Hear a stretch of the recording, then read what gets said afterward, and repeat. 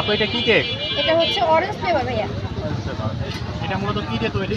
এটা হচ্ছে orange emulsion আর cream আর ময়দা, কেক যেগুলো তৈরি করে ময়দা ডিম। এই কেকটা আপনার লোকেশন কোথায়?